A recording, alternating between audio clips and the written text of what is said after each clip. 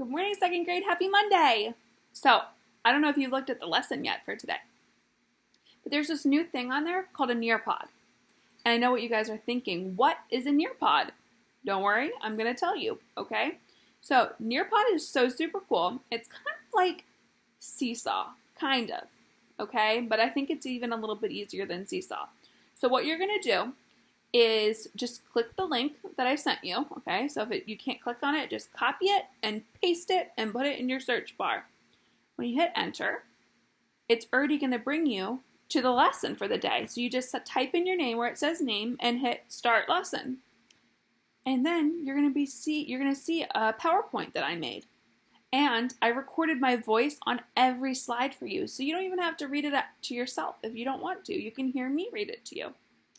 So after every so many pages that you read in your Nearpod, a little quiz or an activity will pop up and it'll tell you to draw a picture of what you think South America looks like. Or it'll tell you to take a poll and it'll ask you one question. You get to click a button. So it's really cool and it's super fun. But I know it can be a lot with your Edsby assignments and with this new Nearpod.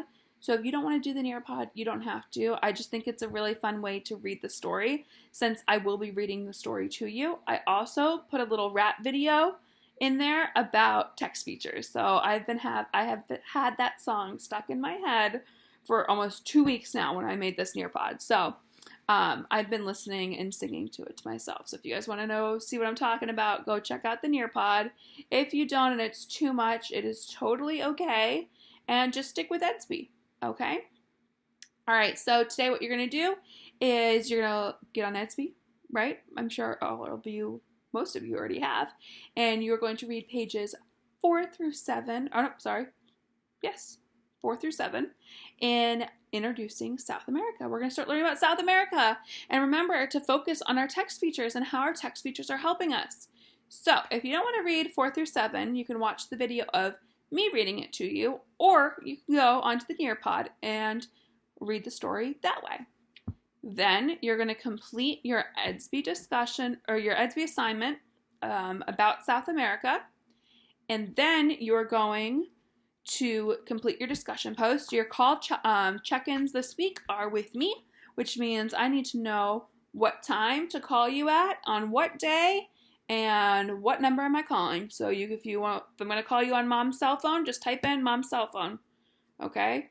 If I'm calling you on a number I haven't called you on, like if uncle's watching you, let me know what uncle's number is so I can call uncle, okay?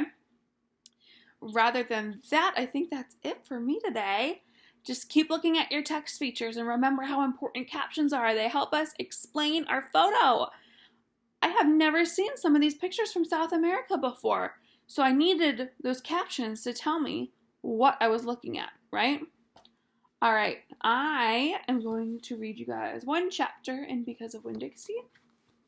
And we are going to see what kind of trouble Opal and Winn-Dixie can get into today.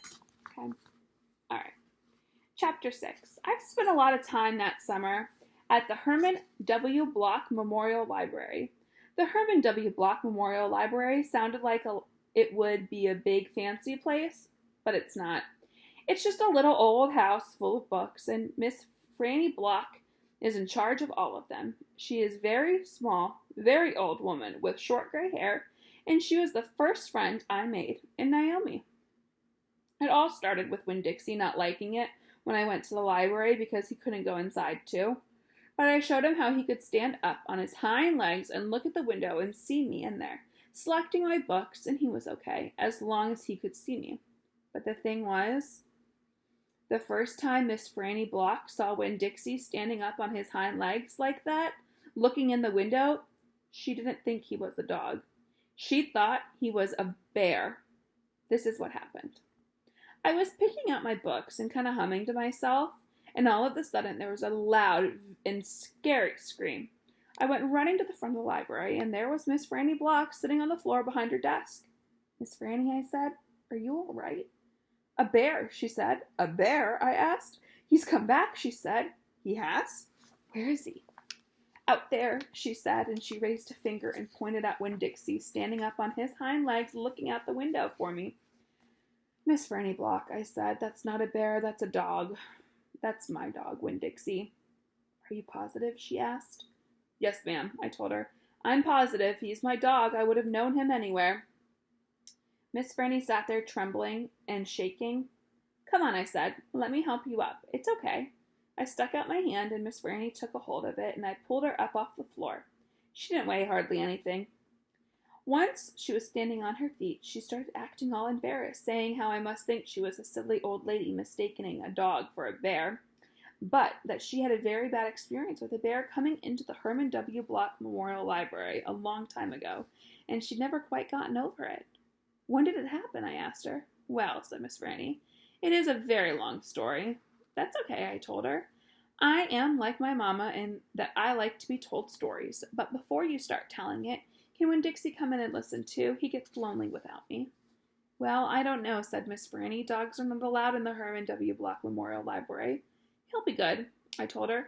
He's a dog who goes to church. And before she could say yes or no, I went outside and got Winn-Dixie, and he came in and laid down with a humph and a sigh right at Miss Franny's feet.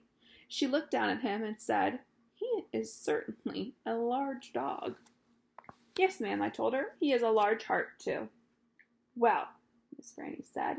She bent over and gave Winn-Dixie a pat on the head, and Winn-Dixie wagged his tail and smiled and wagged his tail back and forth and snuffled his nose into the old lady's feet. Let me get a chair and sit down so I can tell this story properly.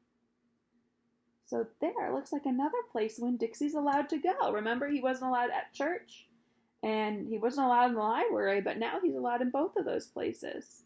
But I am very excited to find out the story of the bear going inside of the library. That sounds like a pretty silly one to me. All right, we're going to stop there for today. That is the entire chapter. So I hope you guys have a great day and a fabulous Monday. I am looking forward to seeing all of your work get turned in. And I will see you back here tomorrow to read another chapter of Winn-Dixie. Bye!